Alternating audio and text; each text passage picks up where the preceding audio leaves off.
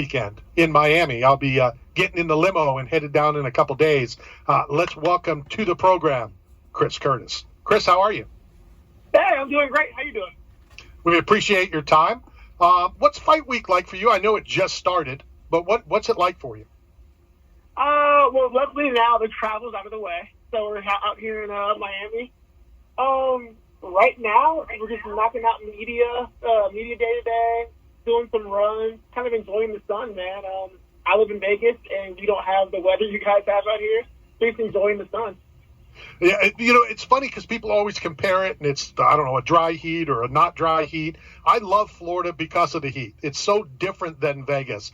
How will you pass the time the next couple of days? Are you one of the guys that you try not to think about task at hand on Saturday? Or do you, and I mentioned this to Adrian earlier, are you like, photo of Kelvin on the mirror like Rocky Balboa, and you're looking at him 24/7?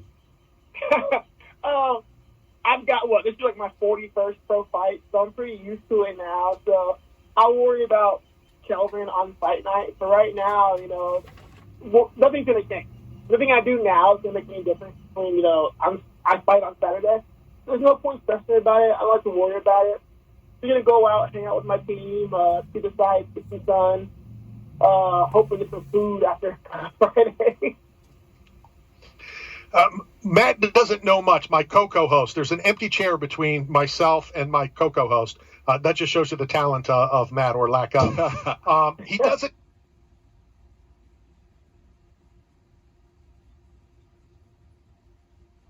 But hopefully you know that Chris goes by the Gladiator. Right. So I want to hear a Gladiator off. Nothing? A Gladiator. Yeah, well, are you not entertained? Yeah, my first quote was, I thought about it. I was like, that's actually Achilles. I'm like, oh no. But actually, I can beat you. My name is Maximus Decimus Aurelius, commander of the Armies of the North, loyal to his true emperor, Marcus Aurelius, husband to a murdered wife, father to a murdered son, and I promise you, I have my vengeance in this life and the next. God, top that, Matthew. Well, so I just use the Gladiators of defending the integrity of pizza from a global stage as a healthy meal, and I became a professional bodybuilder eating nothing but pizza. That's impressive, actually. Well, it may be impressive, but it has nothing to do with being a gladiator. So you win, Chris. No, you became a bodybuilder eating pizza. How does that work? A professional tracking macros, using science, and switching out crust to get all my micro and macronutrients through pizza itself. And it does make sense when you think of it back in the Roman gladiator days. The pizzas were modern-day flatbread, so they were used to feed the army because of the scraps left over from the bakery. So I use that as my symbol to defend the integrity of pizza globally. You, sir, are doing the Lord's work. Thank you. Yeah, finally some credibility. Yeah, I wholeheartedly support this. The crusade is one of a noble cause, and don't let these naysayers take that from you. You do the Lord's work, sir. And Chris, I don't know if you drive a Gladiator, but I do drive a 2021 Mojave Gladiator. So I don't. That's impressive. You win. That's impressive. You win this. No, the only way he would win, Chris, is if he drives down to Miami and presents you the keys to his Gladiator, and he gives you his Gladiator. Then he would be the ultimate Gladiator. I'll settle for the pizza, honestly. I will settle for the pizza. I can make that happen. I'll drive to Miami with pizza in hand, with Dr. Pepper's in a cooler. I'll meet you at the stadium, Randy. It works for me. I'm in. Talk to me about, you guys are the main event on ESPN, taking on Kelvin Gastelum. Give me your thoughts. Give me your thoughts on him. Give me your thoughts on the main event before the pay-per-view card. And what can we all expect? Taking on Kelvin. He's a vet himself. He's had some crazy wars, man. He's had probably given easily the best fight I've seen outside the champ himself. So I'm excited for this. We're both two guys who like to fight. We like to, we try to push the pace. It should be violent, man. It should be fun. It should be a really, really good scrap. At the end of the day, I love fighting. I love putting on a show, and I think Kelvin's the same way. So I think on a really, really good card full of Friday night contenders, this could probably be Friday night. We both show up. We go out there and put on the show. So I'm excited, man. like when this got offered, I was really excited about the opportunity because I know Kelvin's a gamer and he's a dog, man. So I love it. So I'm excited to do it. I get to do it in Miami in front of a crowd, a crowd that loves fighting. So it's going to be a good day. And the key word that you said from a fan standpoint, from a media standpoint, of someone going to watch this fight, you used the word violent, and fans like to see that. Yeah, at the end of the day, we fight in cages for money. People aren't tuning in for everything else, the pageantry of it. Like, no, man, it's a fight, man. And I'm a big believer in people are going to spend their money to watch people fight. Let's give them a good fight. Like, look at the old time boxing, man. Like, they went out there and put on wars for the entertainment to people. If you're going to spend your hard-earned money, my way to thank you is giving you something to talk about. Absolutely. Are you a fan of other sports? No, I'm not at all. Like, I watch boxing and a bit of wrestling now. But outside of that, like, no, man, I've never cared. I wish I did. I love seeing people, like, be excited and be behind teams. I just could never get into it. Well, then that throws my next couple questions out. One of my closest friends plays for the Cincinnati Bengals, and he's a big MMA UFC fan. I was going to hook the two of you guys up and get you tickets to the Bengals, and maybe you could work them out a little bit, and it'd be fun for both of you. No, I'm down. I play football. I'll still go watch football. I just don't follow it as closely as I wish I did. So I played football growing up. Yeah, do that. Yeah, don't say UFC fight and get them in here. Sure, they love football players. I'll definitely set it up. Alex Kappa used to play for the Bucs. We're national, based out of Tampa. Alex just signed a mega deal last year with the Bengals. Great guy, loves MMA, loves the UFC, so we'll definitely set that up. We can definitely get him out here. They would love that. So, Chris, I know that you call Las Vegas home now, but you did come from the great state of Ohio. Cincinnati, that's why I brought up the Bengals. Yeah. So, but I looked up, and you were ranked top 21 of greatest fighters all time to come out of the state of Ohio. Now, for most people, be like, well, Ohio's not a big fight state. I mean, you think of Vegas, you think of Atlantic City, you think of, Miami, South Florida. But Mark Coleman, Stipe, Rich Franklin, Forrest Griffin, Rich Franklin, so people Kevin don't realize Ohio has a big, big history of fighting. Like, not just MMA, but we've got a lot of boxing. We've got we have tons of people. I'm drawing a blank right now for some reason. But we have a lot Cody of Garbrandt? There's a ton of fighting history in Cincinnati.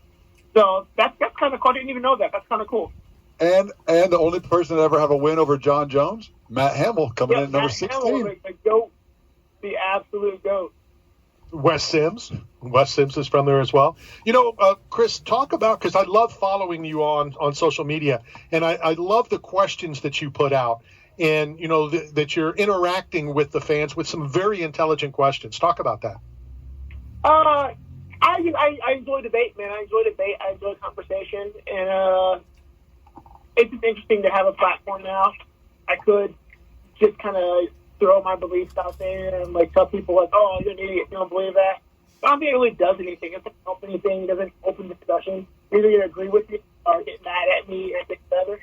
And then it kind of closes the door. So I always like kind of getting everyone involved and seeing opinions. And if you can have situations where you can get a grown adult to have conversations and not arguments, but conversations, then even if you don't solve the problem, then you open avenues and doors, and you get people talking. And nothing gets solved without conversation. Argument does nothing. Arguments have never been productive, but conversation, you can change the world with conversation. Absolutely, but how difficult has that been? Because especially the world that we now live in over the past X amount of years, nobody wants to just talk. Everybody wants to argue. They want to say your position is wrong, my position is right, and that's the problem. It is, man. Unfortunately, especially in the U.S., we've become so politicized that everyone is team left or team right. And that's not how things work, man. It's not, you can't, it's so weird to me is that, political stands, in this country, are the only thing that people are okay with existing in absolute. Nothing else in your life, really, are there absolutes. It's areas of gray. But like, this is something. It's either you're either team left, team right, and like with that mentality, people tend to look at every issue through, am I team left or team right? And now you're just gonna have yes or no. There's gonna be no conversation. No, there's no middle ground, no situation. It's not realistic. It's not helpful. And you're just spinning your wheels at that point. There's no point. I think Chris has now joined another special team because I mentioned to Adrian it's the November 29th birthday team that him and I are involved in. I think Chris and I, at least I should say I am. I'm hated by both teams, the left and the right. They both hate me because. Go ahead. I'm sorry. Go ahead. No, I was going to say because I don't think just one side or the other. So I was saying I think you and I are now that team together. Yeah, it's weird, man, because like I am like more left center. Like I would consider myself like center left leaning, but I definitely lean more to the left on a lot of things. But at the same time, I'm well aware I'm never above saying like, hey, like this is wrong.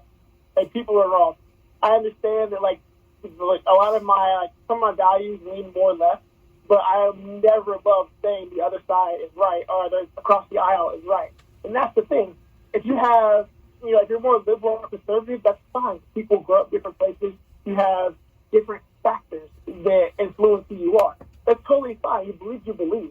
But once that belief becomes so important that you can't objectively look at someone else's opinion and not just look at it, but attempt to understand it, that's where the problem becomes. So, like, yeah, I'll never vote for someone just because you're left or right. Like, no, like, I always laugh at the next election. I'm like, hey, man, if Republicans will put somebody who's like not insane, like, hey, you got a 50-50 shot. Like, I get it. But instead, we just, we're voting for who do we think is the less insane of two insane people. So good time. Right. Well, I think I do have a new best friend, so I'm looking forward to talking to you a lot in the future. Before I let you go, what can the fans expect Saturday night when you and Kelvin shut those gates in the octagon? Well, I think we're going to go out, we're going to touch gloves. I'm going to hit him. He's going to hit me. So maybe some blood. Somebody's going to win. Somebody's going to lose. Regardless, it's going to be a good time. It should be a fun fight. And just look forward to actually seeing a good fight. Like, we two guys who love the fight. We love the experience. We love to put on a show. So expect the show. Awesome stuff. Chris, looking forward to seeing you on Saturday. I know we have your address. We're going to send you a care package from 8 Man Strong. Enjoy the week. You've done this numerous times. Enjoy the process. Have fun on Saturday, and I'll see you in the media room after. Thank you guys for having me, man. Talk to you later. Take care. It's awesome. Chris Curtis, the Gladiator.